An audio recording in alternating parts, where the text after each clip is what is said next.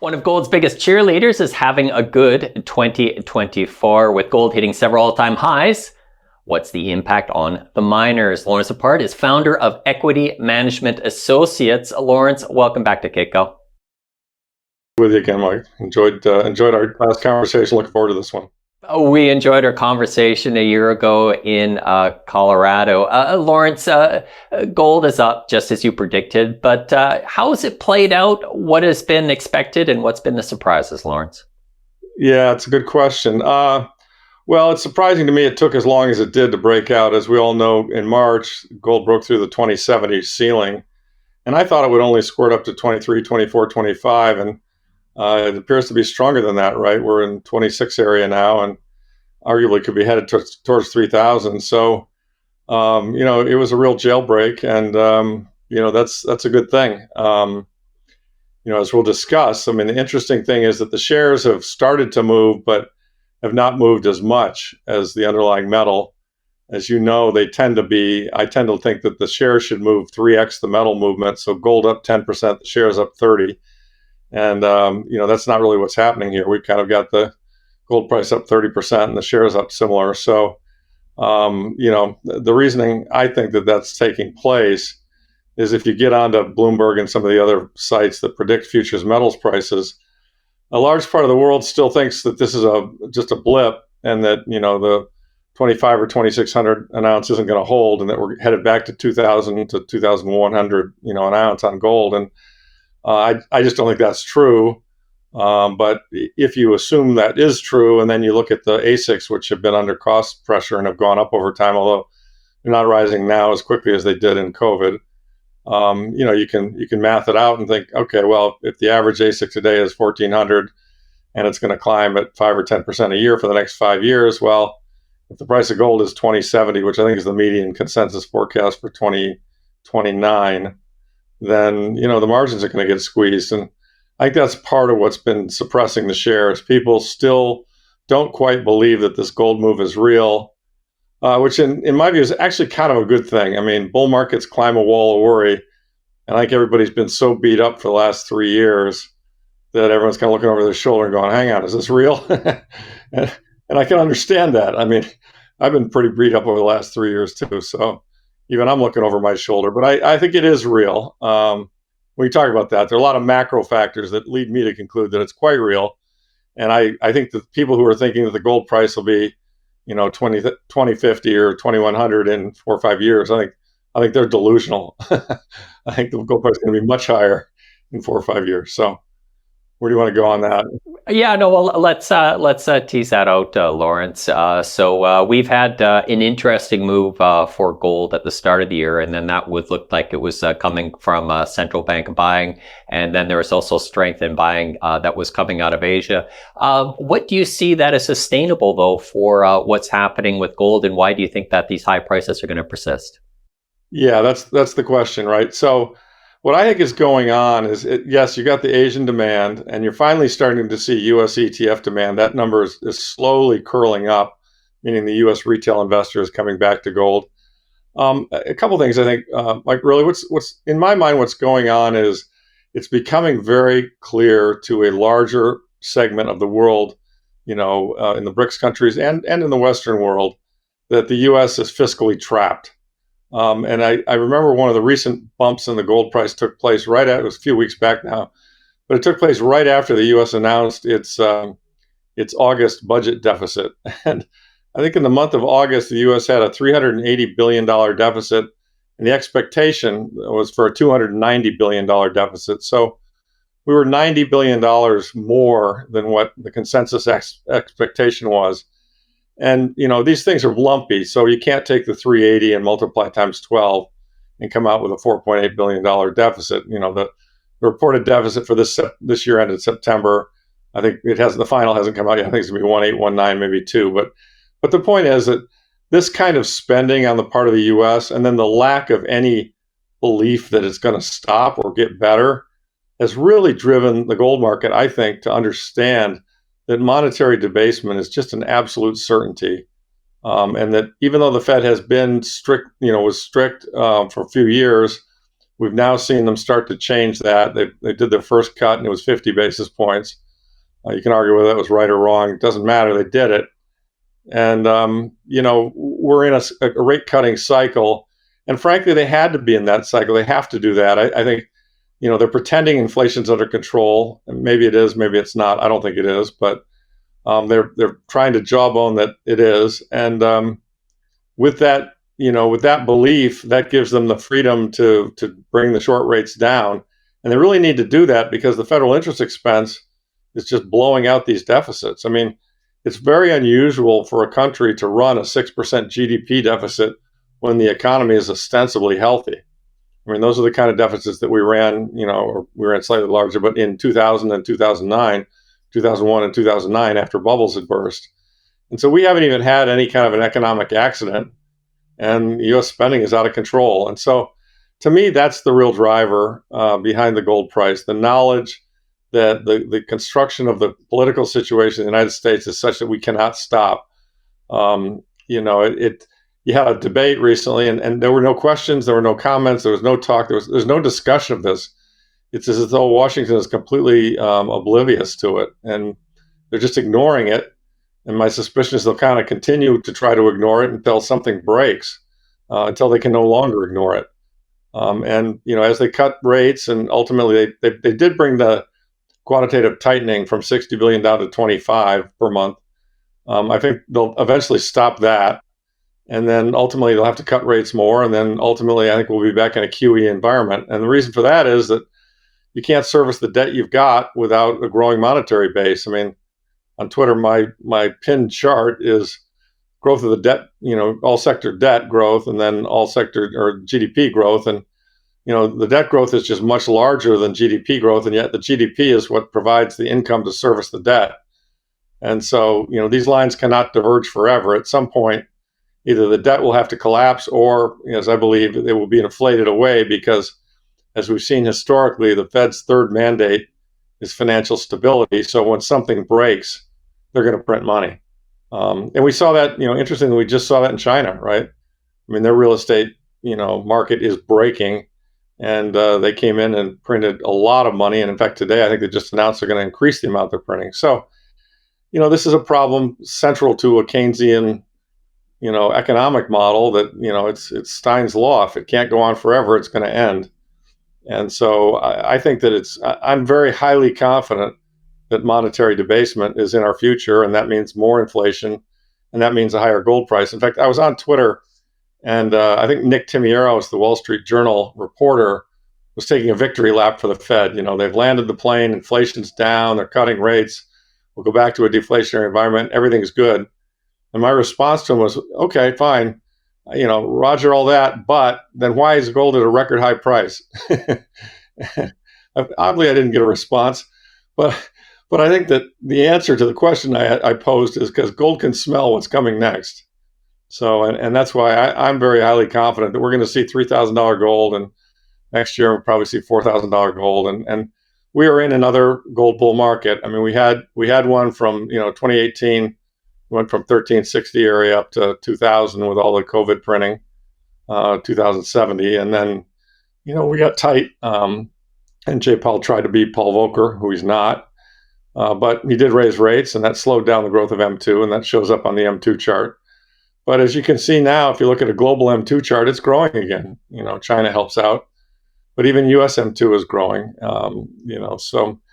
So we're going to be back into a money printing environment, in my opinion, in the next year or two, and gold smells that. And, if you look at these bull markets, I mean, like, in the 70s, gold went from 35 to 800, that was 22x.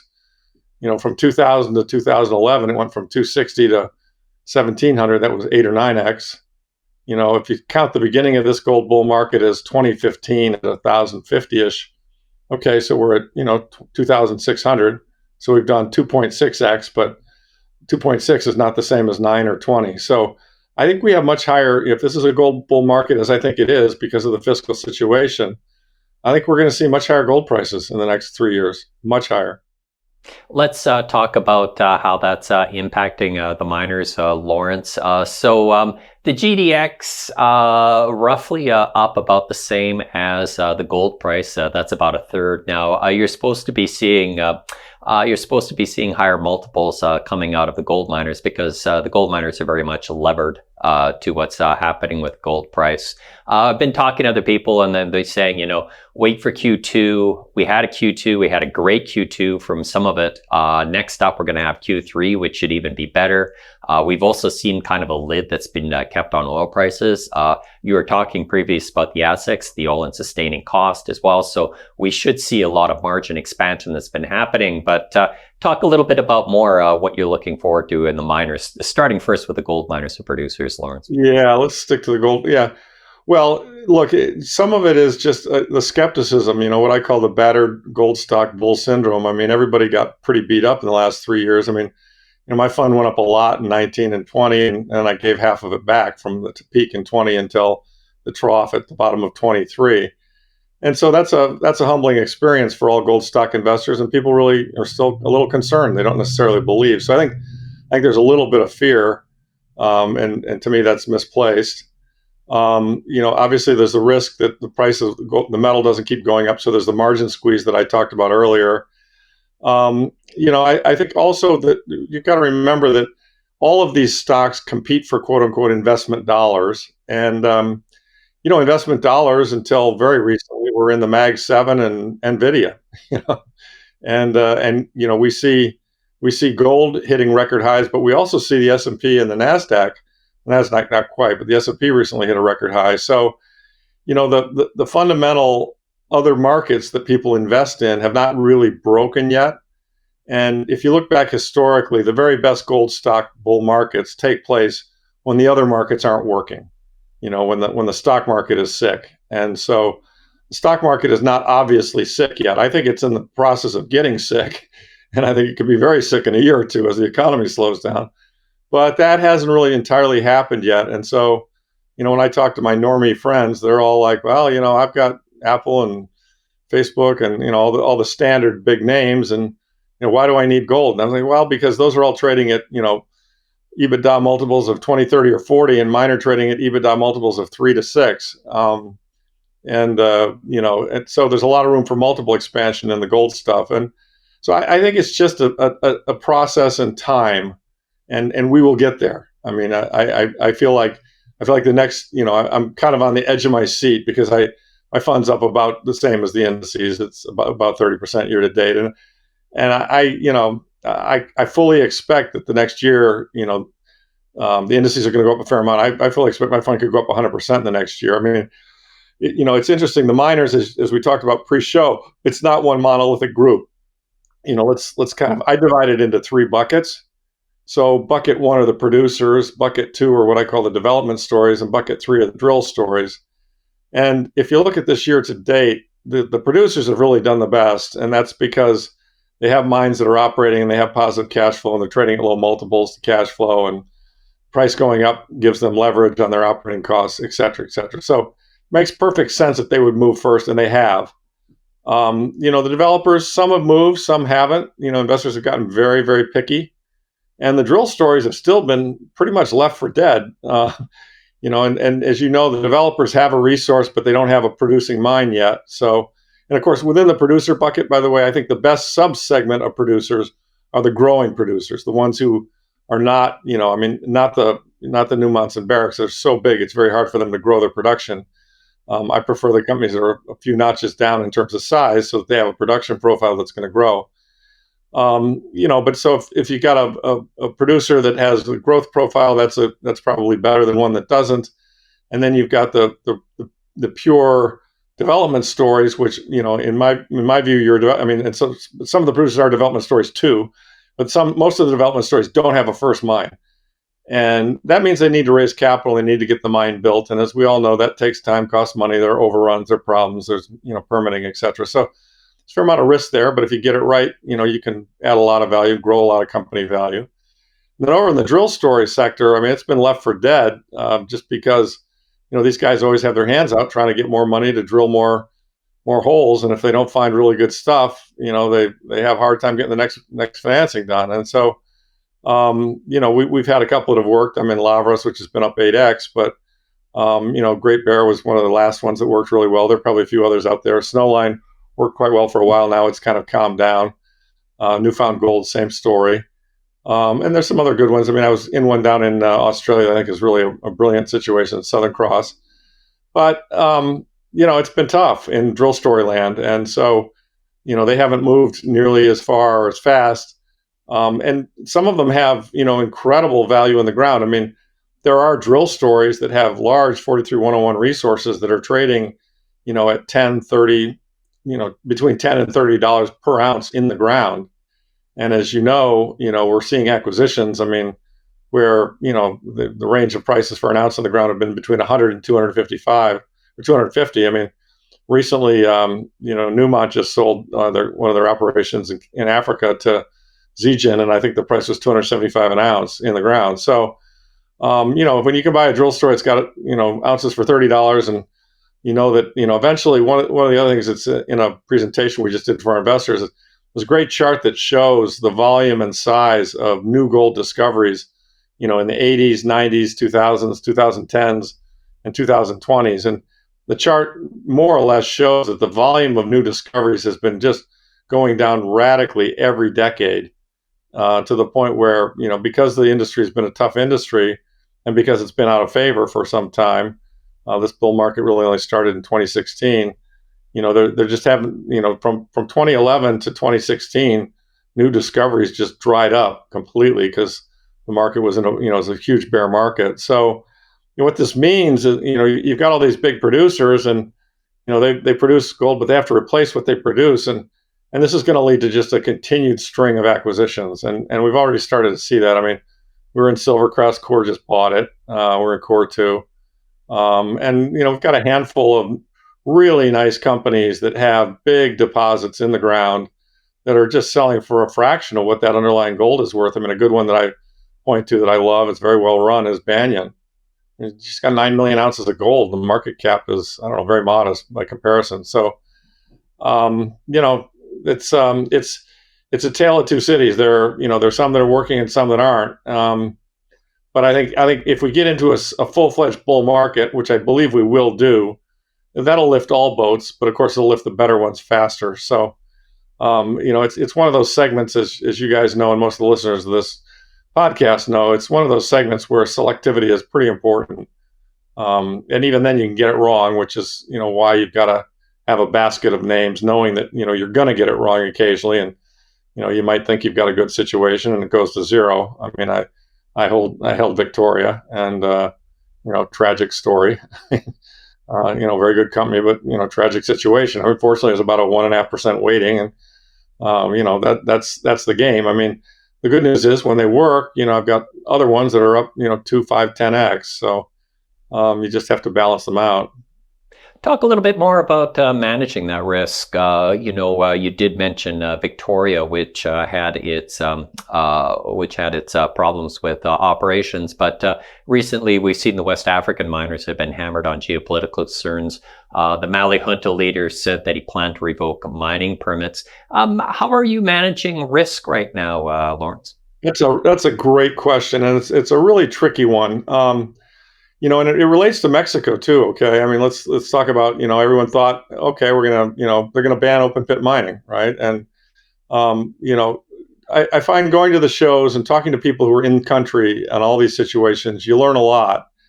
And resource nationalism is a risk and an issue, but frankly, it's a risk everywhere. As Rick Rule says, there's no safe jurisdiction. I mean, it's a risk in Canada. I mean, the negative, the negative on Africa is you've got these warlords who, threaten to take your mines away. The negative in Canada is you've got so much regulation, you can't build a mine in less than 10 years.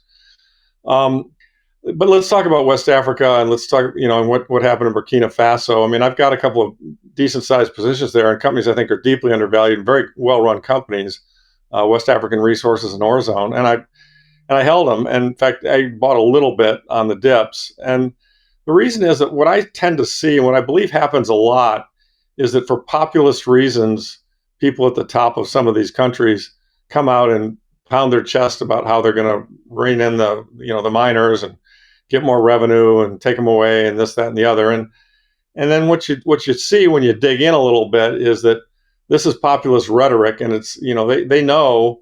I mean, a couple of things. I mean, that junta leader said, we're not going to let these guys build mines. We're going to take them over. We can run them themselves. I mean, there were several lies in there. One, they cannot run these mines themselves. They have no idea how to run these mines. They know it.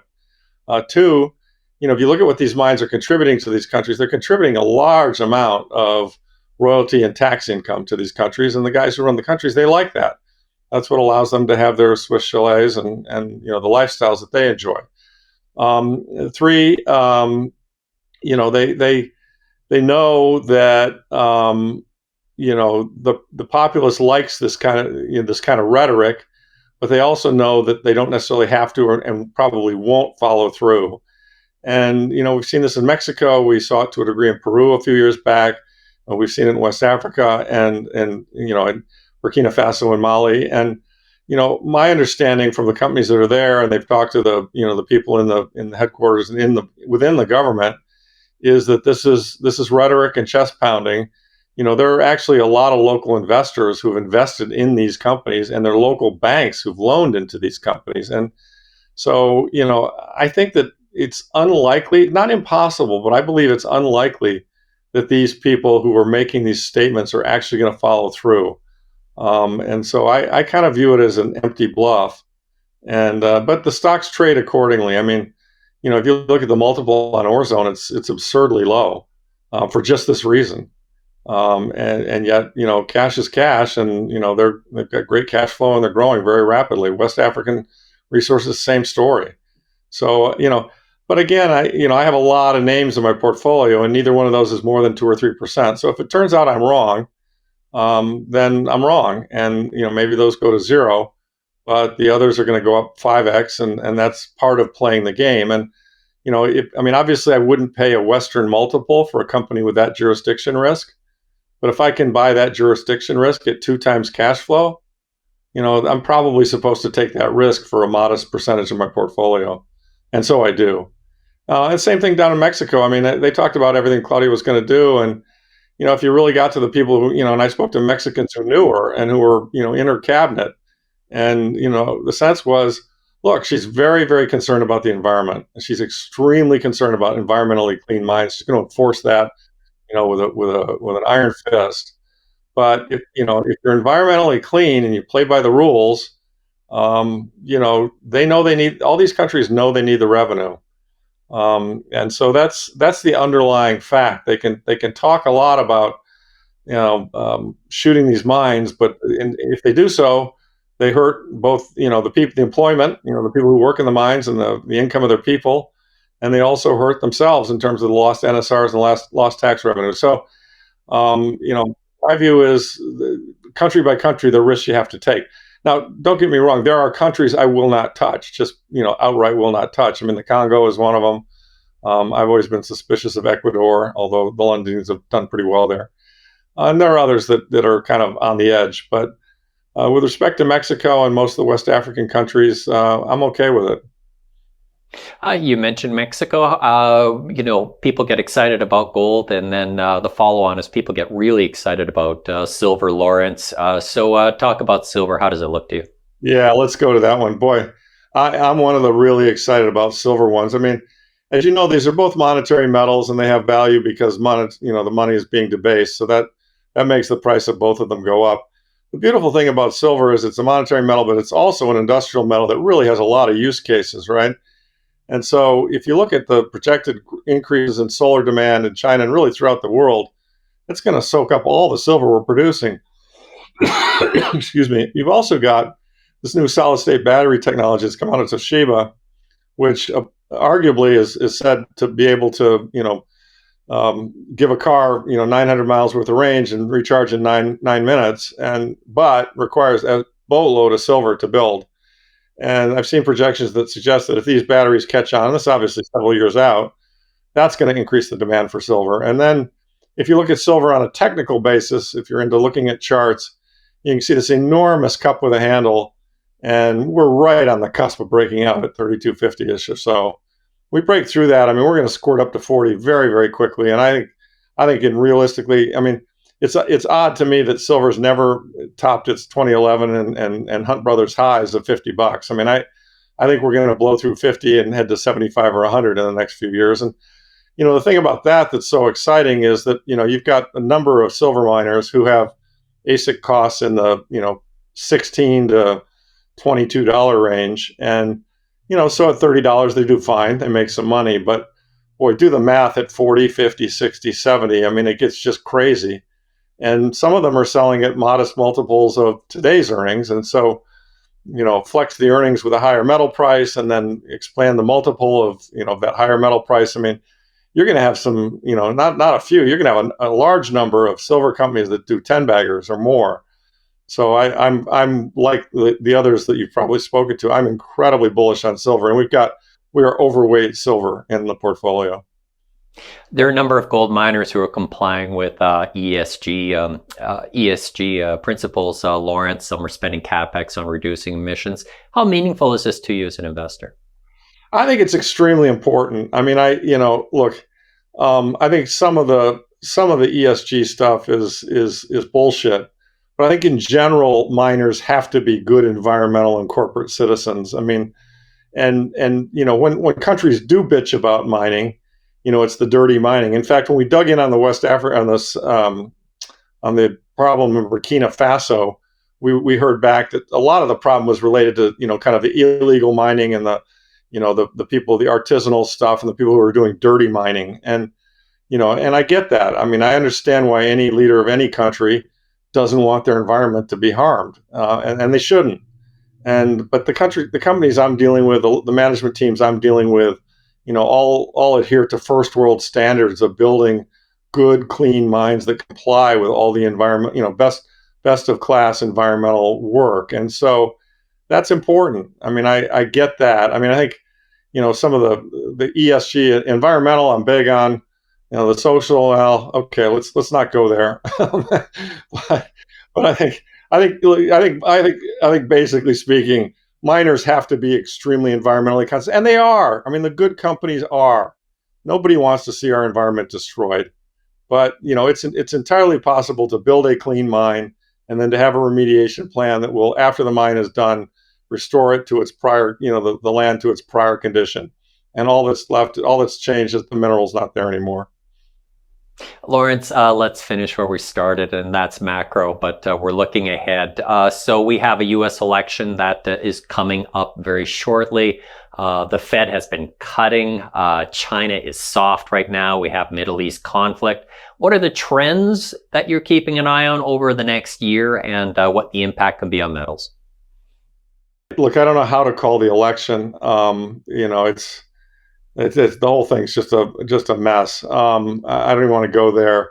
The trends I will say that I think are important, as I mentioned earlier, is the fiscal trend and and the macro trend toward more spending, more deficits. I go back to that one over and over again because I think that's the one that's going to drive the monetary debasement, and whether it comes from the left or the right.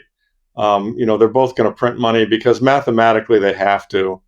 And so, I guess one thing I would add to that is, the clues on all of this, in my view, that are very important to watch are, the U.S. bond market, the U.S. dollar, the price of gold, the price of silver, and the price of Bitcoin. I mean, these are all the signposts that tell you what's going on in currency land, what's going on in macro currency land. And one thing I'll point out that I think is very meaningful and interesting is that Powell just cut the Fed funds rate 50 basis points, and the yield on the 10-year has gone straight up.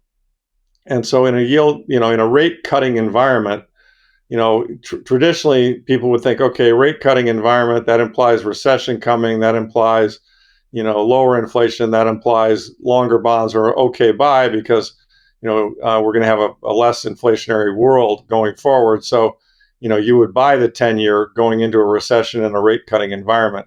And yet that's not what's happening. The 10-year is actually going up. And I think the reason it's going up is it smells the coming inflation.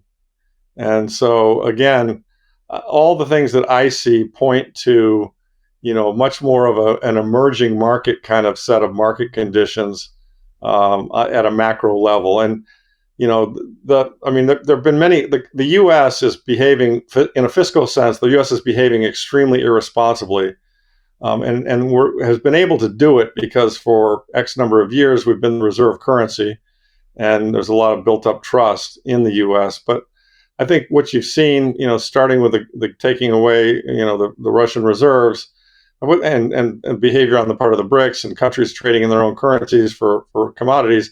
I think what you've seen is that facade is getting broken apart, and people are beginning to really doubt that the U.S. is as secure a currency and as secure a set of financial markets as has historically been the place.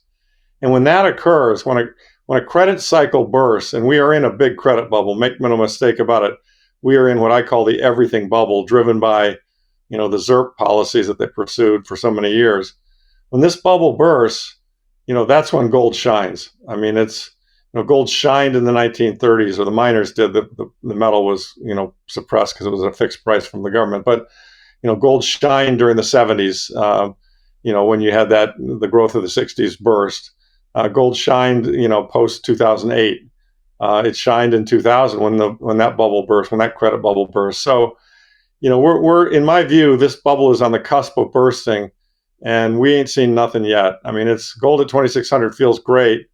I think I think people right now, it's like I said, it's a wall of worry. I mean, I gotta tell you, even I feel it. I kind of am pinching myself, like, is this real?